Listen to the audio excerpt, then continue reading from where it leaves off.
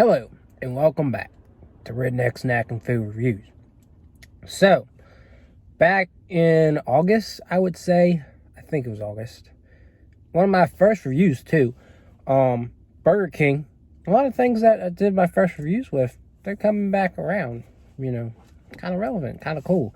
But Burger King did the Impossible Whopper. Really good, pretty accurate, didn't taste too much different than Whopper. I honestly thought it was better, because I didn't have to think, oh, I'm probably eating horse meat here. Sorry, Burger King. Love you anyways. Your meat flavor, it gives you a unique trait, and that's why you're going to remain relevant for years, is because some people just love Burger King for that. I'm not a huge Whopper fan myself, but I love the Impossible Whopper. So now they've got the Impossible biscuit slash Croissan'wich. I said that wrong. I botched it. That's fine. And so I like their Croissan'wich. You know what? It's whatever. Croissan'wich is what I'm gonna say, because that's pretty much it. But I love them. I don't eat. When I eat one thing, I can go months without eating that thing again. So I can be happy. The only thing that there's only like one fast food place that I will continue to eat the same thing over the course of a month. It'll be like one day I eat it, and then 2 weeks later I'll eat it again. Can y'all guess? I'm not gonna make y'all guess. It's Chick-fil-A. I will always eat their fried nuggets at least every 2 weeks. But other than that, everywhere else, like, I review something and I move on for the most part. So I love their Croissan'wich, and I love their bacon, egg, and cheese. So like, I'm really down with this.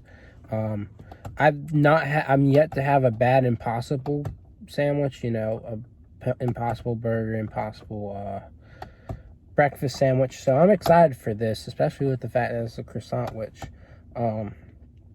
So I have high hopes, high expectations that this will be good, and that it'll carry that sausage flavor that we always love to expect from the Impossible side of things, the vegan side of things. So it is not vegan.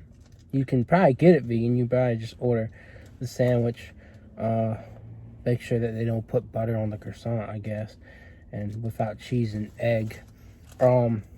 But yeah, I'm pumped, and I hope you are too if you're watching this. But yeah, what was I was trying to think of something to say. Oh, I'm wondering if they'll ever make vegan bacon. That would be an innovation, and then that would take over the world. You would see Impossible burgers with vegan bacon on top, vegan BLTs, vegan all this, and it would be game changing. I'm sure they're working on it in some lab in America, in China, somewhere. But anyways, before we get to it, I do request a couple things of you. I would love for you to subscribe if you haven't already. Go ahead and like, comment, share this video. That also helps. And go ahead and check out my Instagram, Redneck Snack and Food.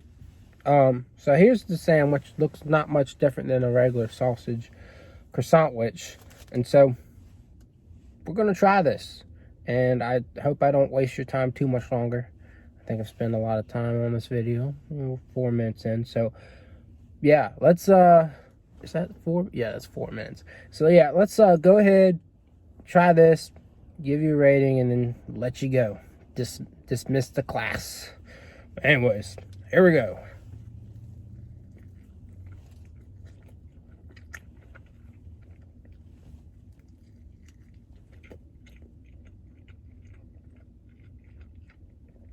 It's almost like eating actual sausage.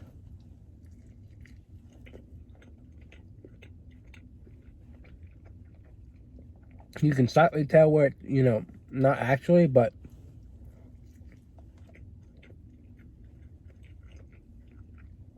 That only happens because you're really in tune to find out the difference. If you just gave this to someone and they didn't know, they might not notice.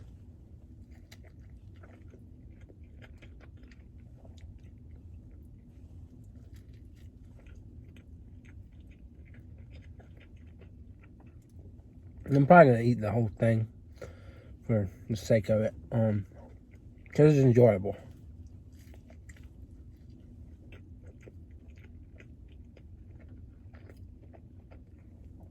Simple but enjoyable.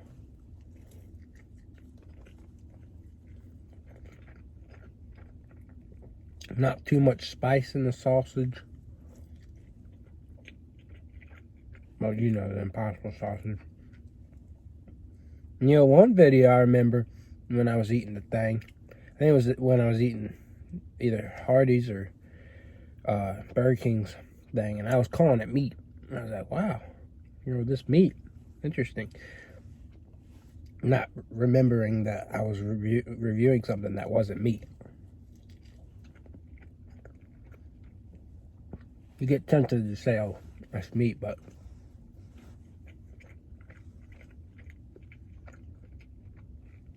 it's not really. Honestly, that back end of it was probably and you hear a lot of things about how people say the back end of a sandwich, the back end of a meal is the worst. But honestly, I thought the back end was actually the best part of the whole thing. I got a lot more sausage flavor at the end. So that kind of, when I hit the end, it kind of showed me that it didn't have as much sausage flavor as it probably could have. Could have been better. But it was really solid. And I gave the Impossible Whopper a 10. I'm not going to do a 10 here because of that realization at the end. But I think a fair assessment would be to give it a 9. I think it's worthy of that. It's a very valiant effort. A very successful effort, though. And it works. It tastes good, and it's worth trying out. So if you are just interested in changing it up a bit, or you're vegetarian, go for this, I would say. Enjoyable.